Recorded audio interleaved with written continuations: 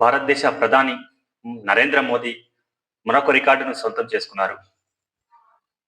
ఇప్పటివరకు భారతదేశాన్ని అత్యధిక కాలం పాటు పరిపాలించిన వ్యక్తులలో నెహ్రూ మొదటి వరుసలో ఉండగా, తన కూతురైనటువంటి ఇందిరాగాంధీ 4077 రోజులు పరిపాలించి రెండో వరుసలో ఉన్నారు.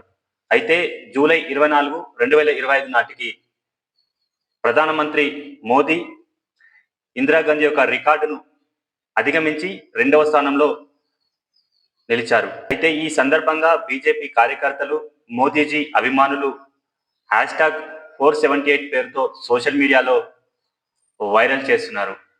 కాగా ఇప్పటి వరకు భారతదేశాన్ని అత్యధిక కాలం పాటు పరిపాలించినటువంటి నెహ్రూ రికార్డును మోదీ అధిగమించబోతారా, లేదా రెండవ స్థానంతోనే సరిపెట్టుకుంటారా అనేది భవిష్యత్తులో చూడాల్సిన అవసరం ఉన్నది.